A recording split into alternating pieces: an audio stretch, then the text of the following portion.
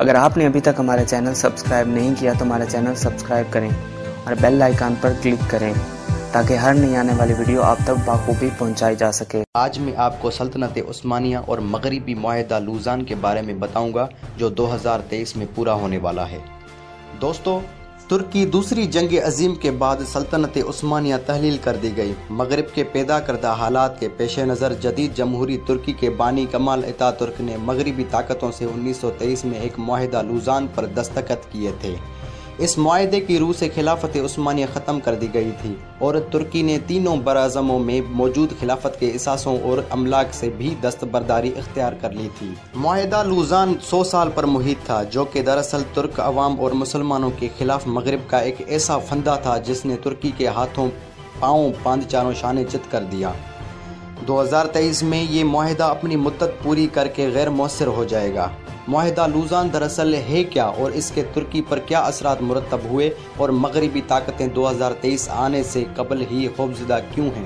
Tayyip Erdogan اپنے تقاریر میں 2023 کا ذکر کرتے ہوئے یہ کہتے کیوں نظر آتے ہیں کہ 2023 کے بعد ترکی پہلے جیسا نہیں رہے گا؟ یہ سوالات اپنے اندر نہایت دلچسپ معلومات اور تاریخ رکھتے ہیں۔ معاہدہ لوزان جنگ عظیم اول کی فاتح قوتوں کے درمیان طے پایا تھا۔ اس وقت صورتحال یہ تھی کہ فاتح قوتیں ترکی کے بڑے حصوں پر قابض ہو چکی تھیں۔ ان قوتوں میں سے برطانیہ نے وہ خطرناک اور ظالمانہ شرائط معاہدہ لوزان میں شامل کروائی تھیں جن کی روح سے ترکی کے ہاتھ پاؤں باندھ دیے گئے تھے اور ترکی اگلے 100 برس تک اس معاہدے پر عمل درآمد کا پابند قرار پایا گیا تھا۔ پہلی شرط یہ تھی کہ معاہدہ لوزان کی روح سے خلافت عثمانی ختم اور سلطان کو ان کے خاندان سمیت ترکی سے جلا وطن کر دیا گیا تھا۔ دوسری یہ کہ خلافت کے تمام مملوکات ضبط کر لی گئی تھیں جن میں سلطان کی ذاتی املاک بھی شامل تھیں۔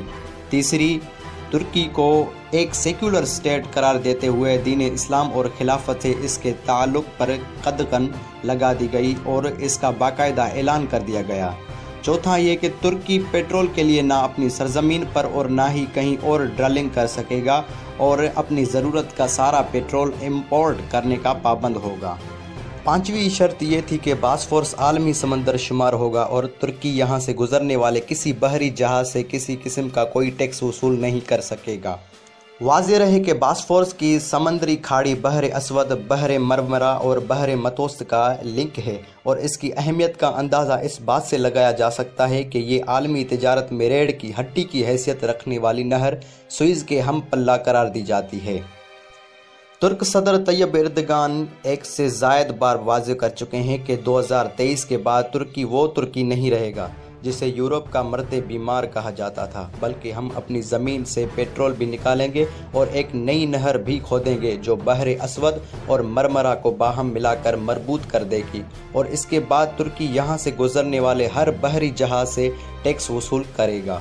دوستو، اس صورتحال سے ساری کہانی واضح ہو جاتی ہے کہ مغرب کیوں ترک صدر طیب اردگان کا اتنا سخت دشمن بنا ہوا ہے، جبکہ ترکی میں ہونے والے حالیہ ریفرنڈم میں صدارتی نظام کے لیے طیب اردگان نے کیوں کوشش کی۔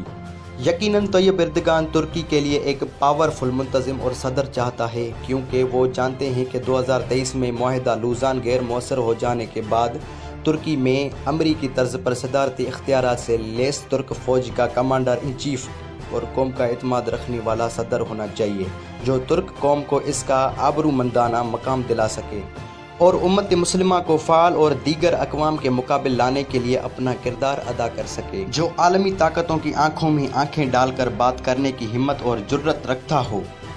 خلافت عثمانیہ مسلمانوں کی عظمت اور شان کا ایک سنہری دور تھا، مگر اپنوں کی بغاوت اور غیروں کی سازشوں نے اسلام کا شیرازہ ہمیشہ کے لیے بکھیر دیا۔ اگر یہ معاہدہ پورا ہوا اور ترک حکومت پھر سے سعودی عرب میں بحال کر دی گئی تو یقیناً یورپی ممالک کی ساری سازشیں ناکام ہو جائیں گی اور امت مسلمہ چین سے زندگی گزار سکیں گے اور پھر کوئی مسلمانوں پر ظلم و ستم نہیں کر پائے گا۔ امید کرتے ہیں کہ آپ کو ہماری یہ ویڈیو پسند آئی ہوگی۔ اگر آپ کو یہ ویڈیو پسند آئی تو اپنے دوستوں کے ساتھ شیئر کریں اور مزید اچھی ویڈیوز کے لیے ہمارا چینل سبسکرائب کریں۔ شکریہ۔